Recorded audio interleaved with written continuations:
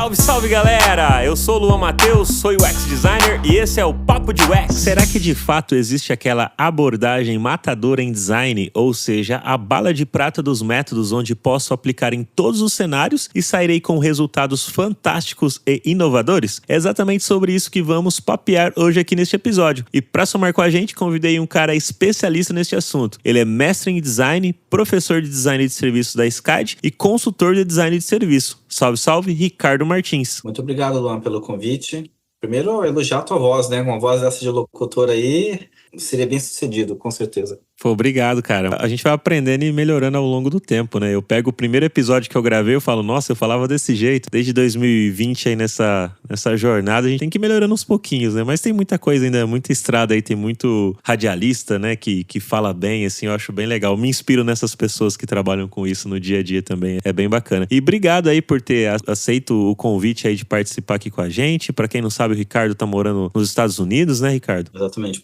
Moro numa cidadezinha do interior dos Estados Unidos chamado Savannah. Na verdade, não é bem interior, fica no litoral, no estado da Geórgia. Que legal, bacana. E quero deixar os recadinhos aí pra galera. Lembre-se de deixar o seu like, principalmente se você está ouvindo pelo Spotify. Deixa aí as 5 estrelas que ajudam a impulsionar cada vez mais os nossos conteúdos aqui pra galera. Ou na plataforma que você mais gosta de ouvir podcast também, aí deixa o seu like. Lembre-se também de compartilhar pelas redes sociais. Se for lá no LinkedIn, marca o Ricardo lá, coloca aí seu feedback sobre o que você achou sobre esse papo. Me marca lá também. Vai ser muito legal ouvir aí a sua voz, a sua opinião aí nas redes sobre o conteúdo que a gente cria aqui no Papo de UX. E também se compartilhar pelo Instagram lá também, me marca lá também, @Papo de UX, que vai ser legal recompartilhar aí o que você está achando aqui do conteúdo sobre abordagem de design e tudo mais. E se você quiser contribuir também de forma monetária, faz aí um Pix pra gente de qualquer valor que você quiser, que sentir aí no seu coração, para o e-mail nosso que é pix@papodeux.com.br. Vocês sabem que a inovação não está somente no processo criativo, mas também na construção de uma boa apresentação profissional. Por isso, é importante se atualizar sobre quais são as principais estratégias em entrevistas de Product Design. Pensando nisso, a PM3, junto com diversos líderes do mercado, e claro, eu também estou participando disso, desenvolveu um e-book gratuito com as 13 perguntas e respostas em entrevistas de Product Design, que você pode baixar agora clicando no link que está disponível neste episódio e aproveitar este conteúdo gratuito que eu tenho certeza que vai te deixar mais preparado durante a sua entrevista de emprego. E Ricardo, antes da gente mergulhar nesse universo de abordagens, de inovação, conta um pouquinho pra gente como que você começou aí a sua carreira, a sua jornada aí dentro do design, como é que você foi pros Estados Unidos aí, morar aí, você ainda tem o curso que você dá sobre design de serviço, sobre essas questões de abordagens e tudo mais. E é interessante porque aí você tem uma visão de como funciona aí fora, né, aí nos Estados Unidos, e ao mesmo tempo olha para as coisas que nós produzimos aqui no Brasil. Então, se você puder contar aí como é que foi essa sua trajetória, como é que você resolveu mudar de país e tudo mais, porque é bem legal ouvir aí essas trajetórias da galera dentro desse universo do design aí, que é muito louco, muitas coisas foram mudando ao longo do tempo. A história é comprida, né? É longa, mas eu vou tentar encurtar. Eu vim do design gráfico. Eu fui professor de design gráfico na Universidade Federal do Paraná e trabalhei como designer gráfico durante muitos anos. Depois do design gráfico, foi para design de processos. Depois, acabei indo para a área de design, de pesquisa em design, né? Eu concluí o meu mestrado em 2009 e comecei a me aventurar dentro do campo do design de serviço, porque eu vim da área de branding, de identidade. Eu percebi que no branding, o branding era muito bom em prometer coisas, mas ele não era bom em entregar. O design de serviço, ele faz exatamente isso. Ele é o responsável pela entrega, não pela promessa. Então, daí o meu interesse. Sobre a minha mudança para os Estados Unidos, em 2019, eu recebi uma abordagem do departamento de RH da SCAD, falando que tinha interesse no meu nome, e me convidaram para vir para os Estados Unidos. Aí eu dei uma aula teste aqui, em janeiro de 2020, e aí, uma semana depois, eles disseram que eu estava aprovado e que eu poderia me mudar para os Estados Unidos. E eu fiz isso, eu cheguei no dia 14 de março de 2020, um dia antes de começar a pandemia. Eu basicamente senti o vento dos portões fechando atrás de mim no aeroporto, assim, do tipo, agora ninguém entra, ninguém sai desse país. E fiquei preso aqui por quase 2 anos. sem poder voltar ao Brasil. Então, eu digo que se você consegue sobreviver a uma mudança de país no meio da pandemia, você sobrevive a qualquer coisa. Cara, que loucura. Como que foi um pouco dessa experiência aí, tipo, de você ter ido assim? E como que eles te encontraram? Você já criava conteúdos nas redes sociais a respeito disso? Já dava aula antes? Como que foi, assim, o processo para eles te encontrarem, assim? Você começou em que ano, assim, só pra gente ter uma noção também do tempo, assim, que você tá nessa caminhada? Então, eu comecei em 1993. Então, vão ser 31 anos de carreira, né? Comecei bem novo, na época, quando eu comecei, eu saí do ensino médio, naquela época eu era programador.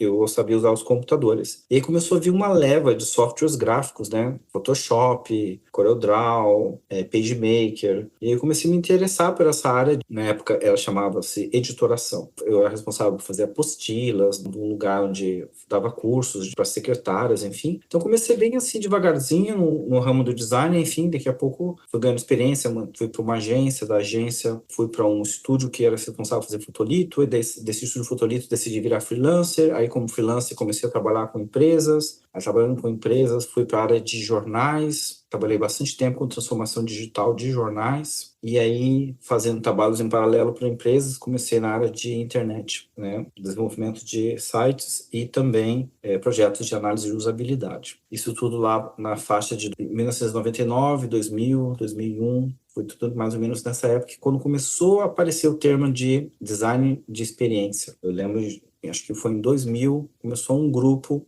da AIGA, que é a Associação dos Designers Gráficos nos Estados Unidos, tinha um grupo de interesse chamado Expert Group, que estudava sobre experiência, do Nathan Shadroff. E ali começou a abrir vários insights na minha mente, do tipo, o que eu fazia não era bem design gráfico, o que eu trabalhava, na verdade, era com experiência do usuário. E ali descortinou um universo, e foi mais ou menos em 2003 que eu tive contato com mais dois conceitos que me trouxeram para o design de serviço, que foi desmaterialização, essa ideia de que você não precisa criar algo físico para você atender uma necessidade humana, e um folhetinho que eu vi sobre design de serviço na Universidade de Colônia, na Alemanha. É um folhetinho amarelo que falava sobre o curso de design de serviço. Eu fiquei curioso sobre aquilo, né? E comecei a me interessar pelo assunto. Mas isso foi em 2000, 2003. Agora, avançando a fita, voltando para a vinda para os Estados Unidos, a forma como eles me encontraram foi por meio de um convite de um professor que dava aula aqui na SCAD, o Maurício. O Maurício viu um trabalho meu que foi publicado, Conferência Mundial de Design de Serviço, na Irlanda, e nessa conferência falava sobre design de serviço e implementação de serviços. E o início da conferência, eles começaram apresentando o resultado de uma pesquisa que eu fiz. E aí o Maurício tomou contato com o meu nome e decidiu, a gente está precisando de um professor especialista em implementação de design de serviços. Você não quer vir para cá? E eu disse, então tá bom, então vamos. E aí eu vim. Só não sabia que ia ter pandemia, que se tivesse me contado eu não teria vindo. Mas você acha que realmente, se tivesse contado, você não teria ido? A experiência provavelmente com a pandemia foi ruim, mas eu acredito que hoje em dia o trabalho esteja melhor aí do que aqui no Brasil, assim, com relação ao design como um todo. Porque eu vejo muitas pessoas e profissionais, assim, querendo trabalhar fora, assim, do país, sabe? E assim, a gente tem bastante demanda aqui dentro, assim, ainda no nosso Brasil, sabe? Pelo menos essa é a minha visão. Eu vou te falar uma coisa, assim, que você talvez vai ficar chocado, mas o Brasil é muito bom, cara. O Brasil é bom. Você pode perguntar, tá, mas é meio paradoxal, né? Então, você é tão bom, por que você não volta? Eu não volto porque eu fiz escolhas, né? Não é tão simples agora que eu já mudei pra cá, que eu abandonei a minha vida, que eu vendi todos os meus móveis no Brasil, que eu me comprometi com um contrato na universidade. Então, não é fazer um clique assim e estar de volta. Mas o Brasil é muito bom. As pessoas têm essa ideia de que o Brasil é inferior. Não é. Eu vou te dar um exemplo que vai ser bem útil para entender essa diferença. Quando eu vim para cá, eu tinha essa ideia de que eu vou dar aula para alunos do mundo inteiro, são de 100 países, né? E aí eu tinha essa ideia de que ao mudar para cá, eu ia encontrar projetos melhores, mais sofisticados do que o da Federal do Paraná, onde eu era professor. Mas não foi isso que aconteceu. Eu cheguei aqui e vi que o nível dos nossos alunos da Universidade Federal do Paraná era bem parecido, em alguns casos melhor do que o nível daqui. Então eu comecei a pensar assim, cara, a gente não tem recurso, não tem dinheiro, não tem infraestrutura, a Universidade Federal tá sucateada, tá caindo aos pedaços, não tem dinheiro para nada, nem para comprar papel higiênico. E mesmo assim, os nossos alunos mandam ver. Isso significa que se você pegar aqueles alunos e colocar na infraestrutura que tem nos Estados Unidos, eles iriam destruir, eles iriam passar por cima, não ia sobrar para ninguém. Mas enfim, diz que Deus não dá asa à cobra, né? O fato é que os profissionais do Brasil são bons. A gente tem muita gente boa. E coisas que a gente acha que aqui são melhores, aqui tem coisas melhores, não vou ser hipócrita dizer que não tem, né? Sim, com certeza tem, mas tem muita coisa pior do que o Brasil. A começar pelos serviços. Eu sou um professor de serviços, então, quando eu uso o serviço, eu consigo olhar ele sob duas óticas, né? Consigo olhar ele como usuário do serviço e consigo olhar ele como um professor de design de serviço. E olhando como professor, eu vejo como eles são ruins, né? Eu vim de Curitiba, eu vou te dizer que a qualidade do serviço em Curitiba era muito superior em muitos aspectos comparado com o serviço daqui. Que loucura. Você pode citar algum, assim, que você acha muito ruim aí onde você mora, por exemplo, assim? Os serviços médicos, por exemplo, no Brasil, se quiser ir num especialista, digamos, um oftalmologista, você vai no oftalmologista, pega o telefone e marca a consulta. Aqui você tem que ir num clínico geral, esse clínico geral tem que fazer uma recomendação para você poder ir no oftalmologista. Isso para todas as especialidades médicas. Se você está com uma cólica renal, você precisa de um Buscopan, como eu preciso, né? Que eu tenho pedra nos rins. Cara, você não vai conseguir numa farmácia comprar um Buscopan. Aqui você vai ter que ir no hospital, eles vão fazer lá trocentos exames, vão ficar 5 horas examinando para ver se você realmente tem pedra nos rins ou não, e você tá lá gemendo de dor, e aí depois de 5 horas eles vão virar para você e falar assim, você realmente tem pedra nos rins. Pô, por que me deu um Buscopan antes, né? Exatamente, mas enfim, isso é essa vida aí, cara. Cara, e que loucura, né? E você falando assim sobre a questão do serviço, e aí é tudo pago, né? Não tem um SUS igual tem no Brasil, né? Então, ou seja, você vai pagar por 5 horas pra fazer um monte de exames que você já fez, que você já sabe o que você tem, que a dor já é a mesma dor, pra descobrir que ela podia ter te dado um Buscopan que é mais barato, né? Sim. Mas esse é um exemplo, né? Outras coisas que são muito ruins aqui, cara, os Estados Unidos é a terra do estelionato. A terra. Já ouviu falar de estelionato? Gente que passa você pra trás, que dá golpes? Então, cara, os Estados Unidos é onde eles nascem. Depois eles vão pro Brasil, mas eles nasceram aqui. Quantidade de golpes que tem nos Estados Unidos, cara. Caramba, velho. Ligações que eu recebo no meu celular por dia, dizendo, olha, somos aqui do FBI, aqui da Polícia Federal, e descobrimos que tem um crime no seu nome, e você pode limpar o seu nome, você quer ajuda? Aí eu, como é que é? Tem um crime no meu nome? Que papo doido é esse? E enfim, aí tem todas as variedades de crimes que você puder imaginar de estelionato, cara, aqui pra você escolher. Tem um cardápio, se você quer ser passado pra trás, em qual categoria hoje? Cara, que loucura, não dá pra imaginar, né? Às vezes a gente pensa, né, e as pessoas têm esse desejo, às vezes vários profissionais da área de design mesmo, né? Não sei especificamente para os Estados Unidos, mas a galera quer muito ir pra outros países, acredita que pode ganhar mais, ganhar melhor, viver uma qualidade de vida melhor, e provavelmente vai ter alguns dos seus benefícios, sim, como você mesmo comentou, mas que olhar que não é também aquele mar de rosas e tudo mais, como as pessoas pintam, né? E aí, falando um pouco sobre a questão de abordagens de design para resolver esses problemas, até como esse problema aí que você falou com relação à saúde, né? Eu acredito que o design de serviço e as abordagens que a gente pode atuar dentro de design podem ajudar a resolver esse tipo de problemas, né? O design é para isso, pelo menos é o que eu acredito. Qual que é a abordagem que você pensa quando vai resolver esses problemas complexos, e até como no caso desse de saúde, assim, né? Que é um problema delicado, né? Mexe com a saúde, com tudo, tem a questão que aí é pago e tudo mais. Aqui no Brasil, por mais que tenha o SUS que não é pago, a minha esposa, por exemplo, trabalha na área da saúde pública aqui, que é municipal. Tem vários problemas ali relacionados que falam, nossa, poderia melhorar esse processo aqui, já ajudaria muitas pessoas, assim, né? Por que não melhora, né? A gente sabe que tem muita política envolvida e, enfim, é um problema complexo. Qual que é a melhor abordagem, assim? Existe de fato uma melhor, uma única solução? Como que você, como professor aí, sempre passa esse tipo de conhecimento pra galera? Isso falando aqui pra audiência, que tem pessoas que estão começando agora na área, tem pessoas que já atuam faz algum tempo e etc. A sua pergunta é uma pergunta boa, porque ela toca em vários aspectos. Primeiro, o que é um problema complexo? As pessoas, muitas não sabem da onde vem essa expressão problemas complexos, né? Então, se você não sabe o que é um problema complexo, não tem como fazer uma seleção, uma escolha de um método voltado para problemas complexos. Primeiro, você tem que definir o que é isso. Problemas complexos geralmente envolvem múltiplas tarefas com vários stakeholders e que eles geralmente não têm uma solução certa ou errada. Diferente de problemas simples, que são problemas que têm poucos stakeholders, poucas tarefas. Outra coisa que diferencia os problemas complexos é que eles têm conflitos. Você tem que atender vários stakeholders que eles não estão na mesma página, eles não concordam entre si. E você vai ter que fazer um processo de priorização. Você vai atender primeiro quem? Vamos pegar um hospital. Você vai atender o primeiro interesse do paciente, do médico, da enfermeira, da farmácia, do responsável pela limpeza, do diretor do hospital, do cara do seguro. Tipo, qual dos stakeholders que você vai privilegiar? Tem conflitos, não é tão simples assim. Problemas simples, geralmente, tem menos stakeholders. Então, por exemplo, tem que projetar, vamos dizer, um carrinho de supermercado. Quantos stakeholders você tem que vão utilizar esse carrinho? Você tem a pessoa que empurra o carrinho, provavelmente a pessoa que está no caixa e só. Você tem poucos stakeholders envolvidos.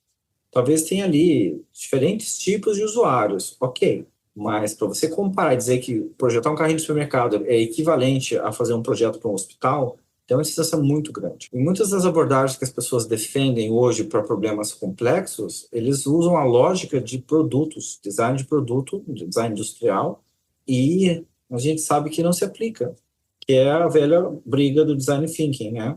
O design thinking, ele funciona, mas ele funciona em design de produto, design industrial. Poucas tarefas, poucos stakeholders, poucos ou quase nenhum conflito. Quando você pega o design thinking e tenta enfiar ele em problemas complexos, ele não funciona. Por quê? Ele vai gastar uma energia enorme simplesmente tentando decidir quem é o usuário, quem é o stakeholder que deve ser privilegiado. Então, assim, antes de você sair escolhendo metodologias, abordagens, você tem que primeiro entender qual é o problema. E muitas pessoas sequer sabem qual é o problema e já saem determinando: a melhor abordagem aqui vai ser X, ou Y, ou Z. E isso é ser prematuro. É muito precipitado fazer isso. É bem legal esse ponto de vista que você trouxe. E até sobre a questão que sempre fala, né? Poxa, a gente deveria estar se apaixonando de fato pelo problema, né? Muito se falou sobre isso, mas parece que ao longo do caminho ali dessa nossa disciplina de design, pelo menos, eu não sei fora do país, né? Fora do Brasil aqui, não sei como que tá por aí também, se aí também existe esse tipo de dificuldade das pessoas entenderem, onde não existe uma única abordagem, onde se aplica em tudo e consegue ter resultados inovadores, etc, né? E até para diferenciar essa questão que você trouxe sobre problemas simples e complexos. Mas se apaixonar pelo problema de fato, entender quais são as problemáticas que existem dentro daquele problema ali, para tentar ver qual abordagem aplicar. E muito que eu tenho visto também é as pessoas adaptando também a questão do design thinking ali tudo. Como que você vê essa relação assim como um todo? Cara, veja só, vou tentar fazer uma analogia. Imagina que você gosta de fazer bolos em casa e na sua cabeça só existe farinha de trigo. Você concorda que você vai tentar enfiar farinha de trigo em todos os bolos que você puder? Só que o que vai acontecer com a sua mente quando você descobrir que existe farinha de arroz, farinha de amêndoas, farinha de centeio, outros tipos de farinha? Concorda que vai abrir tua mente para outras possibilidades?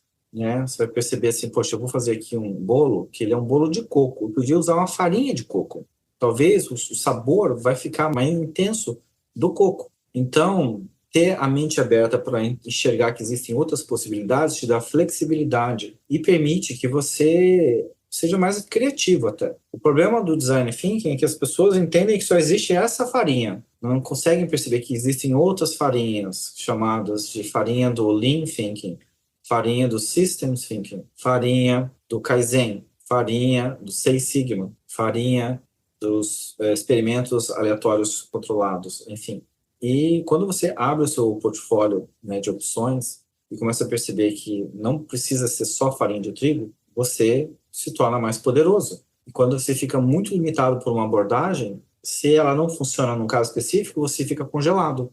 É o equivalente à pessoa que tenta resolver tudo com um martelo. No dia que ele precisar de uma chave de fenda, ele vai perceber que o martelo dele é inútil. Os martelos não foram feitos para parafusos, foram feitos para pregos. Então, melhor do que um martelo seria usar uma chave de fenda. Então, o que eu defendo, na verdade, é isso. Tipo, não existe só um tipo de abordagem ou um tipo de ferramenta ou um tipo de metodologia. Existem outros tipos. E quanto mais você conhecer, mais flexibilidade você vai ter. Significa isso que eu não vou usar o design thinking nunca? Não. Mas para problemas complexos, vou te dizer que provavelmente você não vai usá-lo, porque não foi para isso que ele foi criado. E por que você acredita que muito se fala só mais do design thinking? Você acha que é por falta realmente das pessoas ter um conhecimento, buscar esse conhecimento, ou porque outro motivo? Por que você vê isso assim dentro da nossa disciplina? Porque é muito forte, né? Muito se fala assim em muitos artigos, em muitos lugares, em muitas abordagens e etc. E pouco se fala sobre essas outras metodologias, esses outros processos processos, outras abordagens que existem e como você falou e tá falando aqui, que, cara, elas são muito úteis, né? E o que aconteceu que a gente chegou até aqui e chegou só com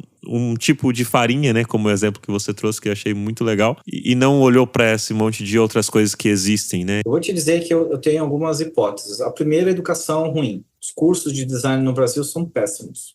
Eu posso falar isso com propriedade, porque eu fui professor dentro de uma universidade federal que era considerado o melhor curso. Se na Universidade Federal tem problemas, imagine as outras universidades, né? Que inclusive cobram por isso. Um dia desses eu fiz uma crítica contra o curso de serviço da PUC, do Paraná, e algumas pessoas ficaram indignadas porque eu estava falando que o curso era ruim. Eu falei assim, gente, olha só a ementa, olha só quem dá o curso. Tipo, não tem como dizer que isso aqui é um curso bom, né?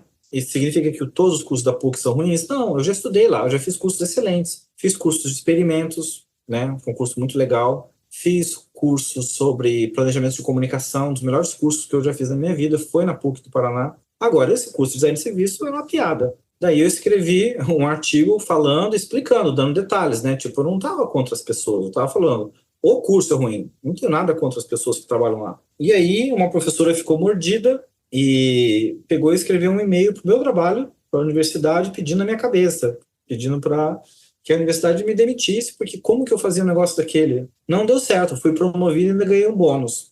Então, ó, professor aí da PUC que mandou um e-mail reclamando de mim, muito obrigado, viu? Acho que mais me ajudou do que me atrapalhou. Mas, enfim, a qualidade é ruim. Outra coisa que eu acho que é uma hipótese, as pessoas não leem. Quando você não lê, basicamente isso faz com que você fique refém do que as pessoas te dizem. Você é obrigado a acreditar em tudo que te falam. Então as pessoas não leem. Então ela tem esse monte de gurus aí de design no Brasil que falam um monte de bobagem, de asneiras, que se ela lesse alguns poucos livros, ela perceberia como falam bobagens. E o terceiro motivo é a bolha. Sabe quando você entra no TikTok, no Instagram, que só vem vídeo do mesmo assunto para você? Por que eles não repetem no mundo dos vídeos, né? É porque você gosta daquele vídeo, você deu like, você assiste. Se você assistiu uma vez, ele vai entender que ele tem que te mostrar mais vezes aquele tipo de vídeo. Então, se o cara só assiste vídeo de design thinking, vai vir o que para ele no YouTube? Design thinking. Não vai vir um vídeo falando sobre, olha, que tal você dar uma olhada no Seis Sigma?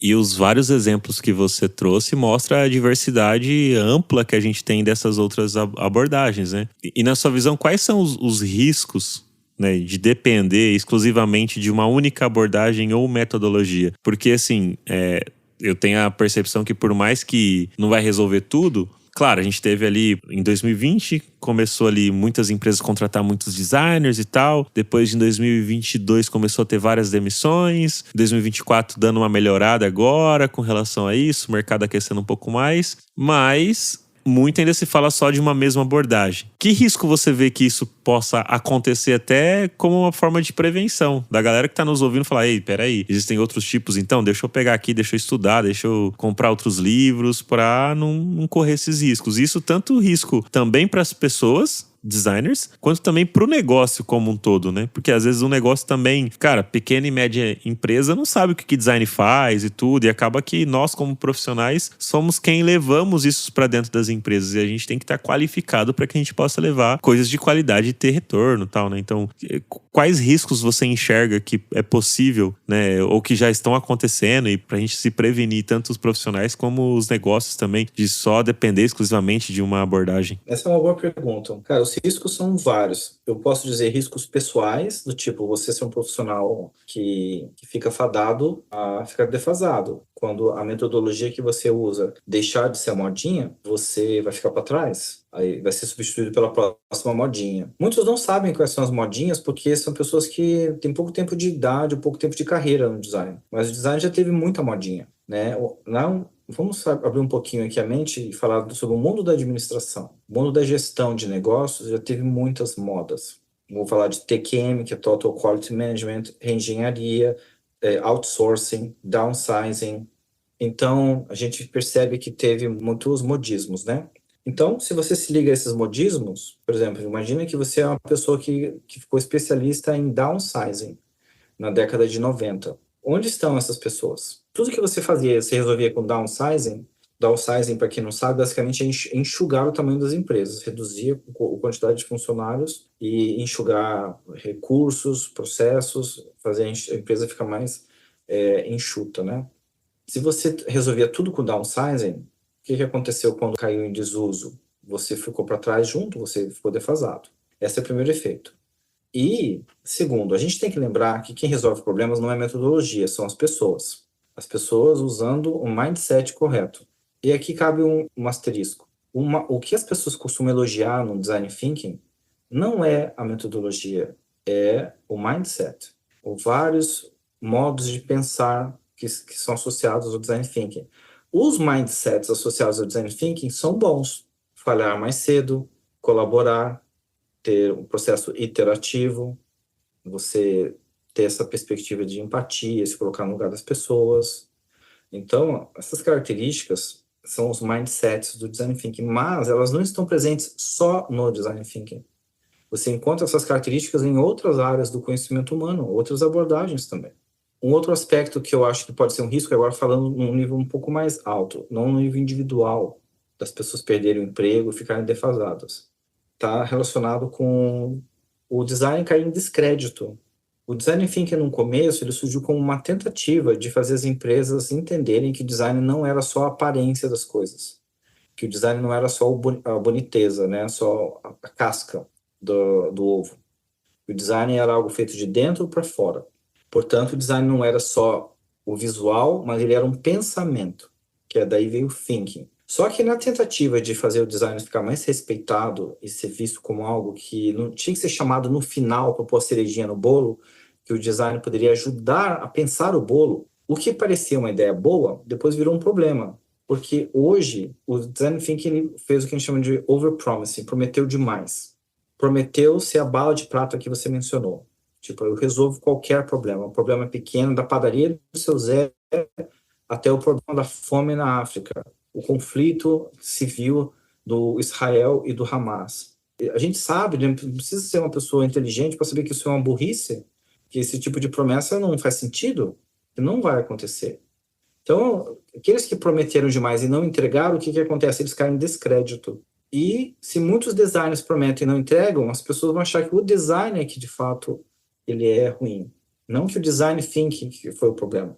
Então, a longo prazo, pode acontecer esse descrédito que eu acho que já está acontecendo. O design tem perdido preponderância em muitas empresas que têm visto como sendo um atraso, a galera só quer ficar fazendo discovery o tempo todo. As empresas não querem mais ouvir a palavra discovery, elas estão cansadas de ouvir isso. Esse pensamento que você trouxe é bom que fica como um alerta, né, pra galera, porque eu acho que ainda dá tempo de reverter essa situação desse descrédito que está sendo gerado, né? Claro, talvez não tenha ligação direta com a questão de muitas demissões em massas que venham ocorrendo ali, que ocorreram, talvez agora está diminuindo um pouco mais, mas que ocorreram ali de 2022 para frente até 2023, 2024 dando essa melhoradinha igual eu comentei, mas que pode ser que numa próxima onda de alguma coisa, né, aos poucos esse descrédito vai aumentando cada vez mais se a gente sempre chegar com essa promessa, como você falou, de ter essa bala de prata ali para resolver tudo com uma única abordagem e que na verdade não é. E sobre a modinha que você disse sobre a gente ficar só num tipo de abordagem, num tipo de pensamento ali, a gente como profissional, que pode ser ruim, me fez lembrar de quando eu estudava e fazia coisas em Flash. Que se eu tivesse me apegado tanto com o Flash, talvez eu nem estaria aqui hoje, né? Porque, cara, o Flash morreu, a tecnologia mudou e as coisas avançam, né? E o que foi bom pra mim de ter aprendido com o Flash foi ter criado resiliência ali pra aprender programação, que eu tive que aprender, porque quando veio, a gente usava ali o ActionScript 2. Com o 3 eu já não me dei muito bem, não, que tinha que usar orientação a objeto. Depois eu acabei até aprendendo orientação a objeto, mas na época, me virando ali sozinho, era mais difícil. E eu tive que reinventar ali, cara. Aprendi um pouco sobre animação, tudo, porque tinha que usar ali pra fazer as coisas em Flash e tudo mais, mas que mudou. E talvez eu veja esse perigo também, não só com abordagens relacionadas com o design, mas também enxergo um pouco a galera, às vezes, muito presa a ferramentas de prototipagem também. Hoje o Figma é a ferramenta que mais é utilizada no dia a dia, ela é muito boa, inclusive a galera tem que estudar, porque a gente tem que trabalhar com isso, mas talvez não ficar apegado a isso, porque o dia de amanhã pode o Figma morrer, vir outra ferramenta diferente, e o que eu acredito que tem que aprender é os conceitos, a base sobre o design que a gente está trabalhando ali, para que independente independente da ferramenta que a gente for utilizar, a gente consiga criar resultados positivos ali e cada dia mais gerar o valor do design, né? A forma como você falou, eu fiquei pensando, né? Eu acho que a gente não tinha muito valor, o design não tinha muito valor, ganhou um valor legal dentro das empresas, mas agora talvez está perdendo esse valor por não conseguir sustentar essa verdade que não é uma verdade que foi vendida, né? Esse sonho de que vou usar sempre essa abordagem e vai funcionar. Sim, com certeza. Eu vou te falar que, veja, isso não é uma coisa nova, né? De você perceber as pessoas indo na direção errada, pessoas que não se atualizam. Se você ler a história do design gráfico, você vê que o design gráfico passou por muitas mudanças radicais. Desde a invenção da imprensa, depois a gente chegou no que seria a cromolitografia, depois o surgimento dos linotipos, depois da fotocomposição, depois da editoração eletrônica, né, editoração de topo de mesa, o desktop. Todos esses movimentos afetaram as pessoas que trabalhavam na área. Então, os tipógrafos, por exemplo, que faziam tudo à mão, elas vão sendo substituídos pelos computadores. E você tem duas escolhas: ou você vem junto com a onda, ou você fica congelado no tempo. E muitas pessoas não percebem os sinais da mudança. Quando eles percebem, é tarde demais. Então, eu acho que, de fato, hoje as pessoas têm que abrir a mente, e vai ter um grupo de pessoas que vai seguir em frente, que vai se atualizar, vai passar por todas as ondas, e vai ter a galera que vai ficar para trás, que não consegue se adaptar. E eu acho que isso acontece em todas as profissões, não só no design. E você tem alguma história, Ricardo, onde você diversificou metodologias que levou uma descoberta, um insight mais significativo ali para o projeto, onde você estava ali usando uma metodologia que talvez até a empresa queria, sei lá, numa consultoria que você estava dando, e aí de repente você trouxe essa visão, trouxe outros insights ali com essa questão de diversificar e não ficar preso em um só método, uma só abordagem. E independente que também que seja o design thinking, uma outra, né, que a pessoa também acha que conhece uma outra também e acha que essa outra vai ser também a matadora. Não é mais design thinking, mas essa outra aqui que vai resolver meus problemas. Eu vou te dar um exemplo para você parar e pensar. Imagina, o filtro na sua casa é um filtro de água. Esses de barro antigos. E ele está vazando. E ele, enfim, você fecha a torneirinha e a água continua escorrendo. Pergunta: você precisa de uma metodologia para poder resolver esse problema? Não, geralmente eu já tive filtro de barro, provavelmente eu usaria talvez um Durepox ali para resolver, assim. Talvez ali pega um Durepox, tapa ali e já era. Talvez resolva, dependendo do vazamento ali. Sim. Pode ser um Durepox, né, se tá meio quebrado ali o plástico. Pode ser uma borracha que tá meio, sei lá, frouxa e não tá vedando. Aí você vai lá na loja, compra outra borrachinha e troca. Se você precisa de metodologia para resolver esse problema, cara, é que você tá muito mal na fita. Se você não consegue olhar e pensar assim, cara, isso aqui é borrachinha, porque a borrachinha é que tá evitando que essa água escorra.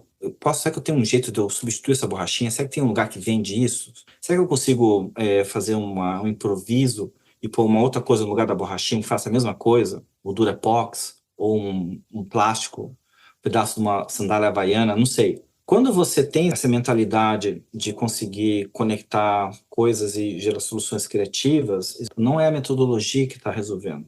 É o seu pensamento crítico combinado com o seu pensamento criativo.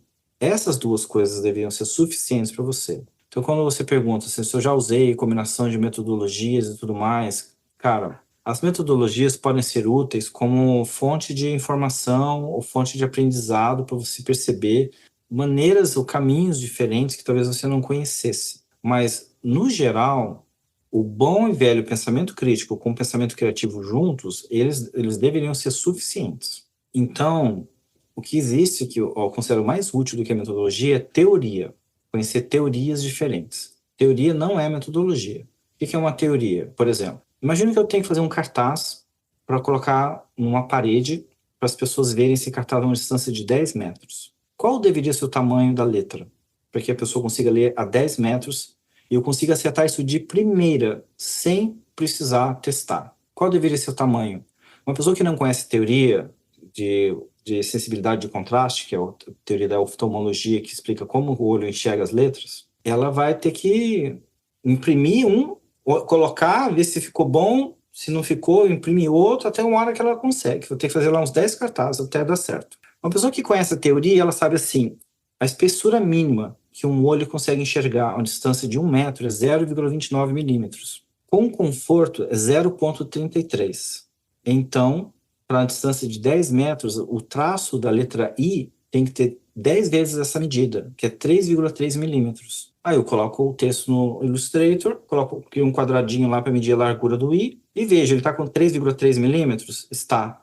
Esse texto está numa medida que eu sei que a 10 metros de distância uma pessoa conseguirá ler com conforto. Veja como a teoria, ela me ajudou, o meu pensamento crítico, o meu pensamento criativo, a achar uma solução.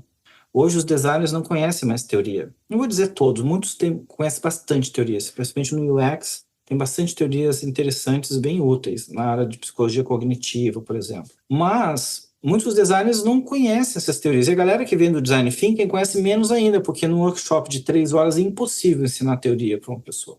Ela vai ter que estudar em outro lugar.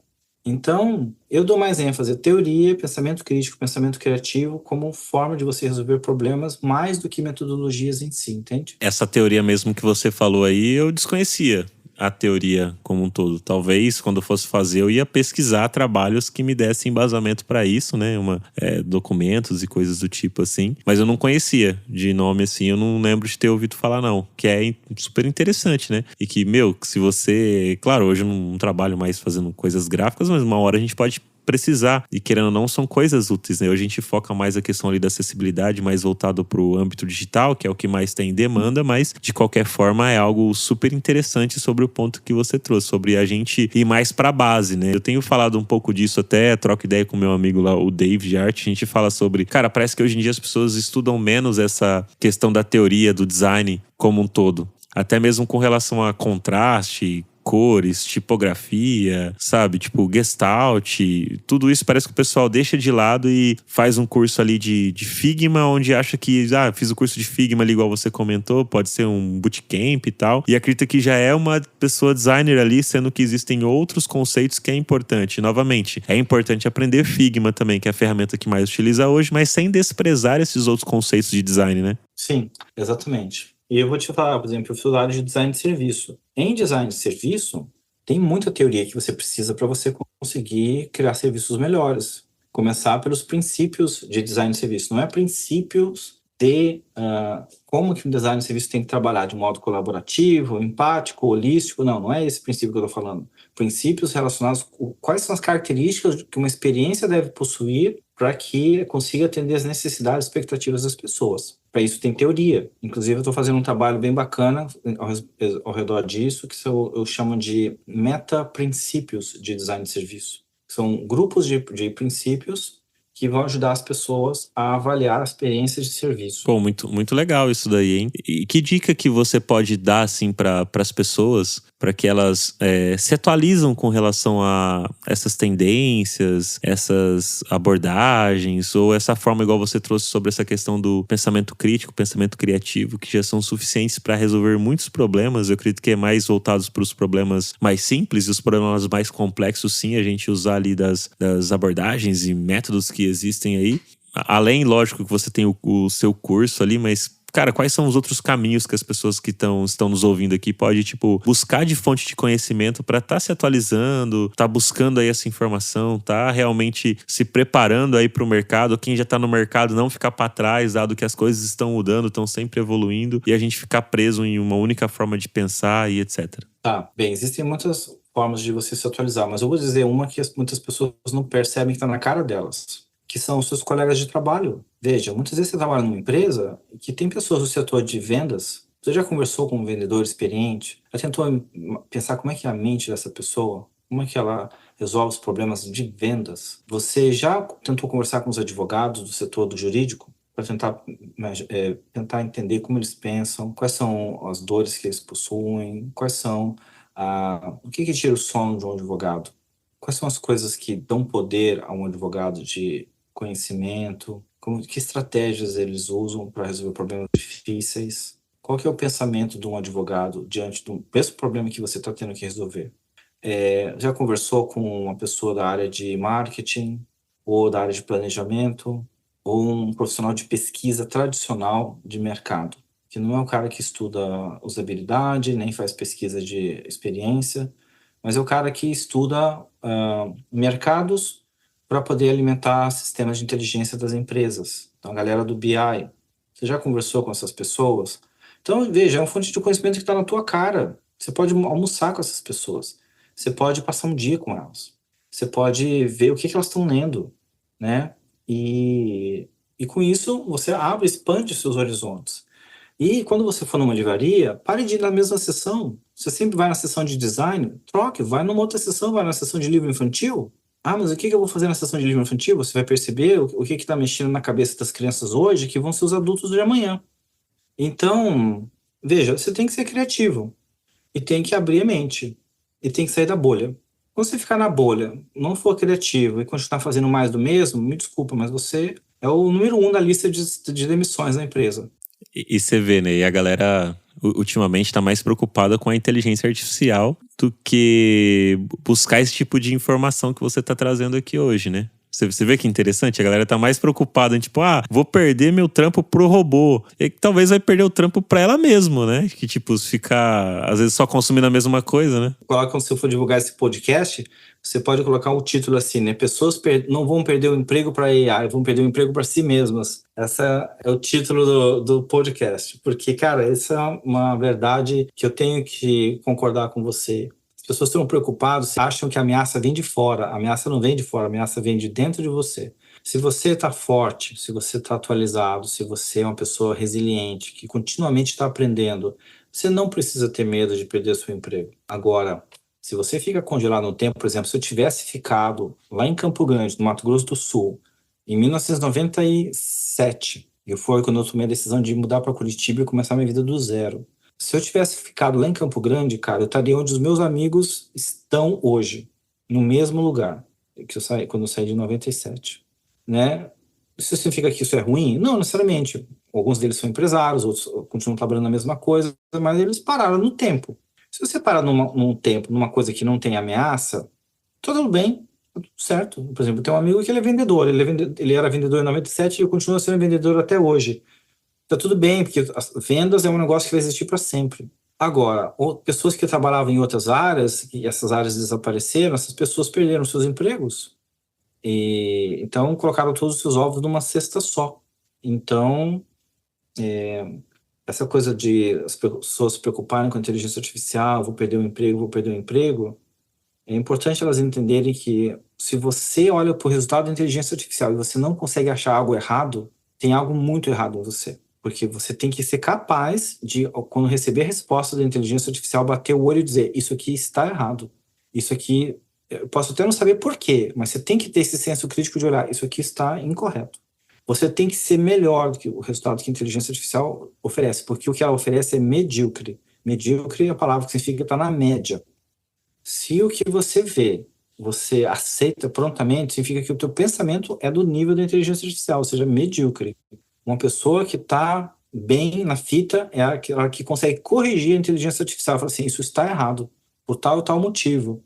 É comum eu escrever textos, né, eu receber respostas que eu sei que estão errados, eu pego e falo assim, olha, desculpa, mas isso aqui está errado. Não é bem assim, não. Aí ela, mil desculpas, você está certo, realmente isso aqui está incorreto, peço desculpas, peço perdão. Aí eu, meu Deus do céu, né? Tipo, aí depois, quando eu percebo que não tá melhorando, eu largo mão e falo assim, aqui não vai sair nada. Cara, já aconteceu isso comigo claro, prompt simples, assim, de fazer comparativos, né? Pra ver se ela ia conseguir me ajudar ali no ChatGPT, se conseguia ter uma resposta diferente ali do que eu tava buscando. E aí, realmente, ela fala isso. Opa, quando você corrige, ela fala, opa, me equivoquei. Na verdade, sabe? Tipo, aí ela meio que ela traz ali a resposta que você mesmo trouxe, a correção, né? É claro que existem alguns outros prompts que você coloca ali e traz algumas coisas mais interessantes, mas esse ponto que você trouxe eu acho muito importante e que eu sempre falo pra galera aqui que, tipo, cara, se a gente se esforçar e buscar cada vez mais nos aperfeiçoar nas habilidades comportamentais, a inteligência artificial vai ser uma ferramenta ali pra gente utilizar no dia a dia e tá tudo bem, sabe? Assim como outras ferramentas surgem, acabam e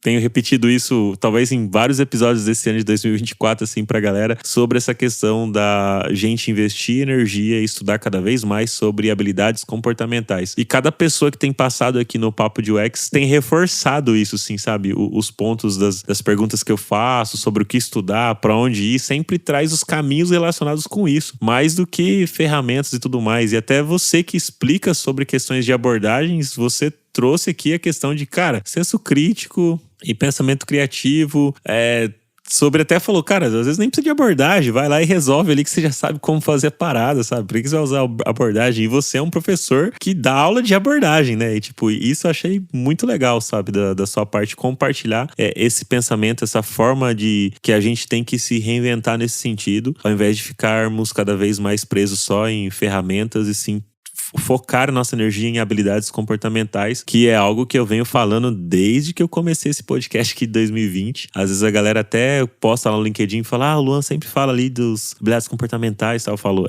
porque eu vejo que isso foi um diferencial na minha vida. Eu nunca fui um designer em fazer layouts super belos, assim. Às vezes eu olhava outros designers que faziam coisas muito mais bonitas do que eu em Photoshop, em Corel, Illustrator e tudo mais, mas eu fui sacando outras coisas que eu conseguia fazer muito bem e fui potencializando aquilo e foi me ajudando, sabe? Então eu percebi que, claro, não fazia um trabalho mal feito tecnicamente, mas não era o melhor. Existiam outros designers que conseguiam fazer coisas que eu admirava e que tem alguns designers que fazem e hoje admiro também, mas que ao longo do tempo a gente tá vendo que hoje uma ferramenta, você vai lá e fala, eu quero um layout assim, vai lá e faz, muito melhor do que isso. Se eu fizer ou qualquer outro designer fizer, mas pensar de forma crítica, a ferramenta ainda não faz. Então precisa de uma pessoa ali que critique, que traga outros dados, outras informações, que consiga ter uma criatividade ali para resolver problemas em ambientes até complexos, em juntar pessoas, em se comunicar, em flexibilizar e etc.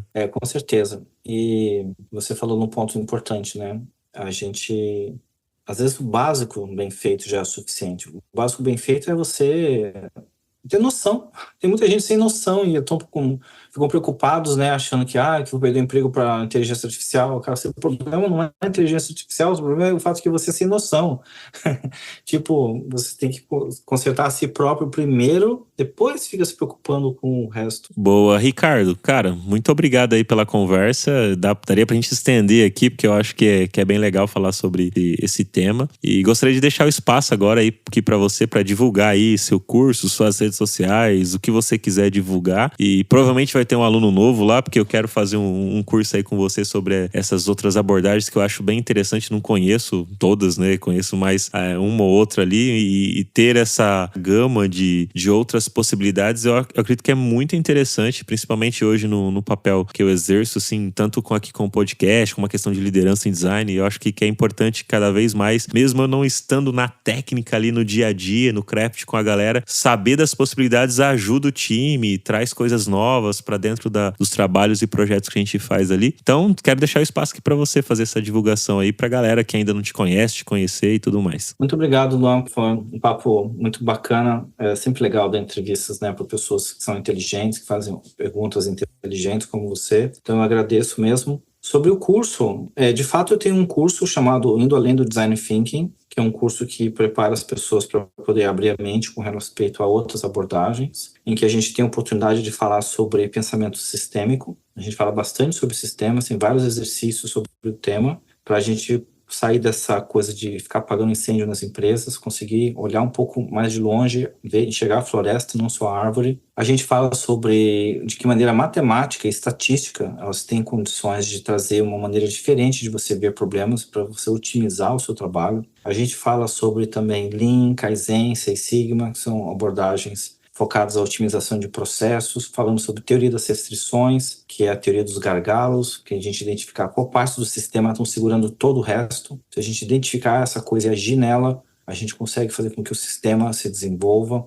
Então, a gente já está indo para a 4ª turma, a gente teve um bom sucesso nas 3 turmas iniciais, né, os alunos procurarem e os alunos das primeiras turmas recomendarem para mais alunos, então a gente tem alcançado um índice de satisfação bem alto. Fico feliz de saber que está tendo essa aceitação das pessoas. Dá para ver que tem muita gente interessada em abrir a mente, em pensar diferente e sair das receitinhas de bolo. Boa, legal. E onde que a galera, além do teu LinkedIn lá, que tá lá, Ricardo Martins, tem algum site que o pessoal pode estar acessando para fazer esse curso e tudo mais? Pode ser que quando a galera estiver ouvindo já foi essa turma e tá tendo mais turmas, enfim, como o pessoal pode acompanhar essas novidades do curso para quando quiser estar participando também contigo? Eu fiz a minha abordagem de ensino é bem simples e não é burocrática. Então, eu não tenho um site, eu faço basicamente a divulgação toda no LinkedIn, as pessoas me acham por lá. Então, meu LinkedIn é Ricardo Martins, quem me procurar vai conseguir achar relativamente fácil.